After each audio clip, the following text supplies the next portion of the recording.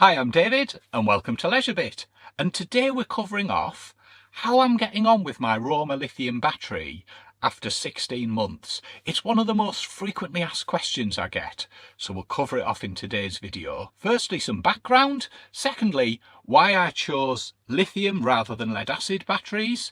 Thirdly, why did I choose Roamer specifically? What my setup is, just to provide some context. How I've got on with it over the past 16 months. And then finally, would I recommend Roamer? Stay tuned to find out.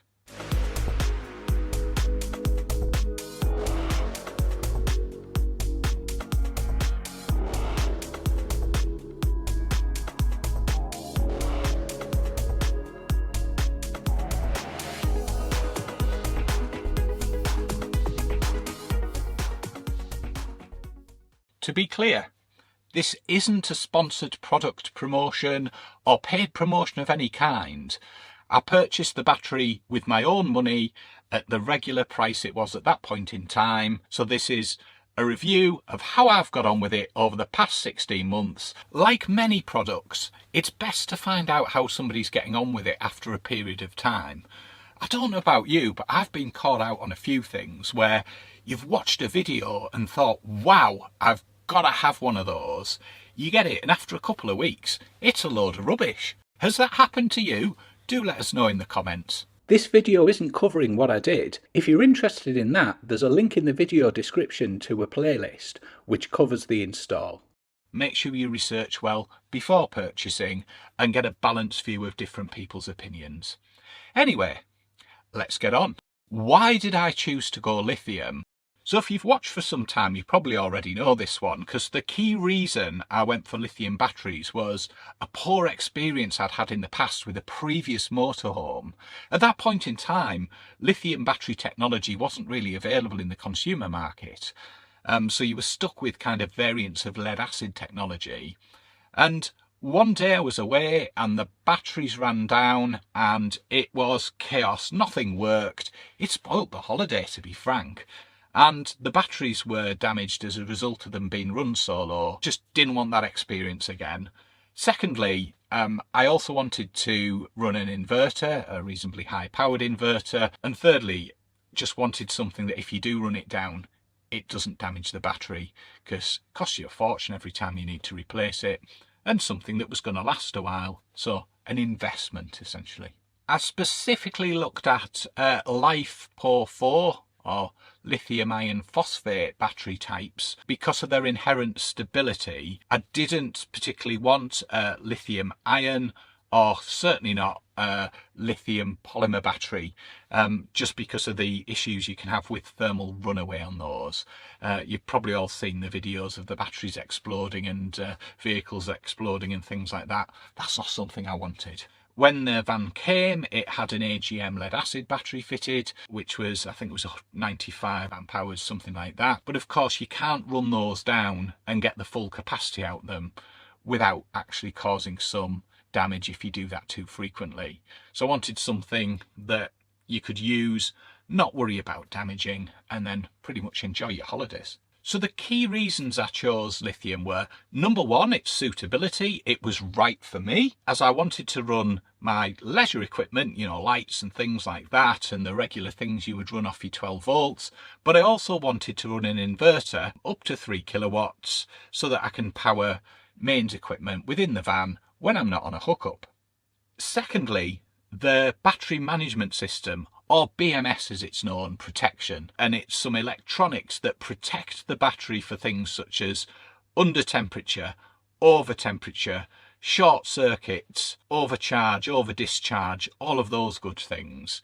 So it's bringing some technology in to manage the battery. It also handles balancing the cells off within the battery. The third one is there's no explosive gases emitted. Unlike a lead acid battery, which certainly when charging can emit hydrogen gas, which is, as you know, explosive.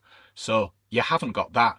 You can also mount it in whatever orientation you want. If you want to put it on its side, you can put it on its side. You don't have to mount it in a particular way because it's not got any liquid electrolyte in it that's going to spill out, such as the lead acid batteries, where you can have leaking sulfuric acid, for example, there, which you don't want. The fourth one is, it's an investment in the future.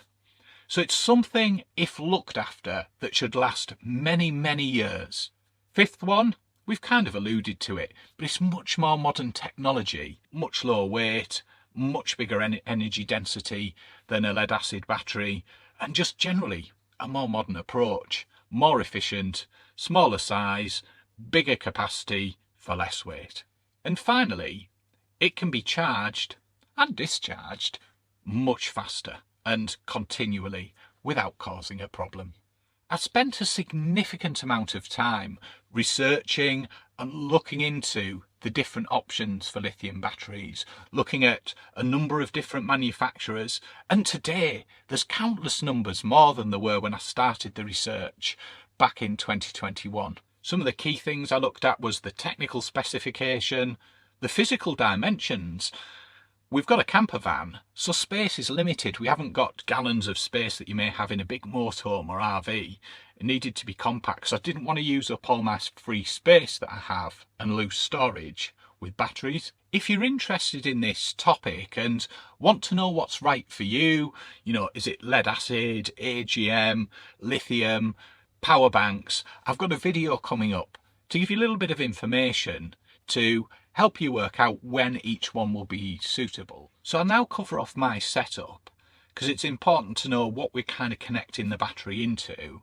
So when I got the van, it had a B2B charger, a Schalt, I think that's how you pronounce it, which was a 25 amps, and it had basically a lead acid, AGM and lithium setting on it. It came with a solar controller, but it was a standard one for AGM and lead acid type batteries, and the charger in the vehicle is not suitable for lithium batteries as it doesn't output the correct voltage and have the appropriate charging circuitry for the profile for lithium. So as aware, I would need to actually change some of the components out. So what I've actually changed out is I swapped the solar charge controller from the one that was installed to a Victron solar charge controller, which has worked well, and that's configured with the LiFePO4 Smart profile. I also invested in a Victron IP22 Blue Smart charger, which I use for mains charging the battery. And I recently added a Victron Orion, which I plan to actually use. I was going to use it in parallel, but I'm going to use it in place of, because I found the performance is much better with the Orion than it was with the Schalt unit. So I'm going to actually just replace the Schalt unit completely with that as an upcoming job. So I end up with a full Victron experience. Clearly you know what's coming next. I'll be popping the Serbo GX in. Watch this space. That's my setup today, and that's connected to the Roamer 460 amp hour lithium battery. I also have, for reference, I have a, and I'll get the pronunciation wrong, Giandel 3 kilowatt inverter, which is connected up into the system. I would have loved to have put in a Victron Multiplus, but again, one of the key considerations was space. If I ever get a bigger van, I probably will put one of those in. But for now, that inverter covers my needs without taking up too much space. Why did I choose Roamer batteries? When I was researching it, I found that a lot of the lithium batteries on sale, the battery management system allowed a limited amount of power output compared to what the Roamer battery that I discovered had. So it would typically be either a 50, 100, 150 amp BMS, and I think there was an odd one with a 200 amp BMS. But you're going to need two batteries then to power a 3 kilowatt inverter because there's not enough output. And then I stumbled across the Roamer battery, and that had a 250 amp continuous rated BMS with a 500 amp surge, and that is enough then to power the inverter to the required power level. And I wanted a single battery solution to avoid the faff of trying to balance cells, and when things go out of order and there's additional cabling, there's also additional considerations for safety as well, where you've got batteries connected up in parallel, fusing, all of that good stuff. That's the reason I actually chose the model, because it had a cracking specification, really good technical specification. It fit in the size I needed it to fit in. Again, space was a consideration. Amp hour capacity to the cost was the best value overall. And as it was an investment in the future, which should last lots of years, it made sense to go with that one.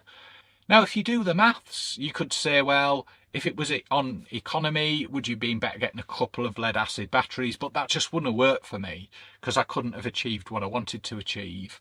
And the other lithium batteries, it was starting to get complicated with multiple batteries, and Roamer battery came along and it had the right capacity in the right physical size with the right BMS output, and that's why I chose the Roamer battery.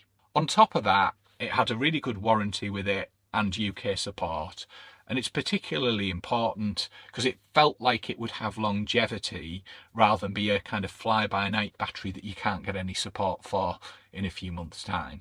I ordered the battery back in 2022 and it got delivered, and I got it fitted in early March, so had it now for about 16 months. I bought it as a pre-order battery as they didn't have any stock at the time, and it was pre-order for delivery, hence the difference between when I ordered it and when it turned up. And I paid £1,755 for it, and again, that was my own money. It's not sponsored or endorsed in any way. What's my experience been of the Roamer battery since I received it and over the past 16 months? So let's start with a couple of niggles I had. So firstly, when it arrived, the BMS capacity was showing 450 amp hours rather than the 460. Contacting to Roamer support very quickly resolved this. It was just simply a setting change to make sure it matched up to the correct amp hour, and then everything's been good on that ever since. It was a great test of the Roamer support as well, and it was really good. Really efficient, really good, and really clear instructions. From speaking with others who've got the battery and my personal experience, providing you use it with the correct charging components and quality charging components, it's certainly not a battery you would just drop in as a lead acid replacement without changing the charging components if they're not compatible, and also making sure if you've got the charging components they are set to the correct profile for this type of battery. There was an issue I found that I didn't personally have, but just assisting somebody else, which was when turning on an inverter without pre-charging it caused the BMS to kick in and stop the power output. Obviously, you should always pre-charge an inverter. Let me know if anyone's not sure how to do that, and we'll quickly knock a video up on what to do there. I've personally never had that problem with my battery, but just want to be aware of. But again, the right thing to do is to pre-charge inverters, as it puts a lot of stress on the electronics if you've got, you know, big capacitors charging up, because that inrush current it can be thousands of amps. The other point, again, which I've not had too much challenge with, but just in some people I've had conversations with, is about the capacity of the battery that displays within the app. So what percentage is left and how many ampere hours have I got remaining, where sometimes that's needed to be recalibrated. Just one there, you may need to calibrate your battery, which is run it right down and then charge it back up. That was just a little bit of feedback. Again, I've not had that particular problem. I did have an oddity once where it showed slightly less than the capacity it was, but that just moved on. But I'm not sure if that was an app refresh issue. Probably a key point as well is you should always make sure that you have appropriate protection and not rely on the BMS to do everything. It's the last line of defence. So common sense, you know, to do a quality setup, you want to make sure you've got additional protection, pre-charging, fusing, all of those good things, and not rely on the BMS to your last line of defence. Finally, just in terms of the Roamer app, I think there's a few opportunities here which could be improved. So first one is when you connect to it, you sometimes have to press scan and sometimes don't to actually bring the battery up. It would be fantastic if it remembered the battery and automatically went into it, because I think, appreciate some people might have multiple batteries, but also a lot of people will have a single one. So maybe a setting that just auto detects the battery and takes you into it would be a brilliant future feature. Secondly, within the app, sometimes the data stops refreshing and you have to either disconnect or come out of the app and go back in to actually read the real-time data, which if you want to monitor something, appreciate the BMS is probably not the best place to monitor, maybe the SmartShunt or something like that's a better option, but it'd be fantastic for any future app updates if that would stay constant. So if it's connected, it just keeps the readings coming, because it's actually a really useful source of information of how much current is going in or out of the battery. And finally, on the app, it would be brilliant to have a little bit of a history in there so that you could see graphically kind of what you've used, even if it's just over a shorter period. But for any future app updates, it would be fantastic also to have a feature where you can actually switch your battery off. So have a button or something with a confirmation box and the ability to lock it out in settings, but have a button so that you can actually switch your battery off so it neither charges nor discharges and you have to go back in and turn it on, because that would be brilliant if you're doing work on the van. Just something a little bit slicker and simpler is kind of where I'd have the suggestion there. But all in all, not a bad app. Based on my experience, would I recommend Roamer? So now on to the important question. So I would have no hesitation in recommending Roamer batteries based on putting them in a proper setup, a professional setup with the correct equipment for charging, and based on their specification, performance, warranty and UK support, it gets the thumbs up from me. Would I purchase one again? Definitely. I believe Roamer can also help if you're looking for what are the right components to use with the battery, so it's worth giving them a shout. There's a link in the description if it's something you're considering doing, but they can help you design what components you need for your particular purpose and for your system to get the most out of it and make sure it works effectively. So in summary, if you're looking for a decent quality LiFePO4 battery or lithium battery for your leisure vehicle, I don't think you'd go far wrong with a Roamer. I feel I made the right choice. It's been a game changer in terms of what you can do with it compared to kind of classic battery types. And it's not let me down in the past 16 months. And fingers crossed, it keeps going for years to come.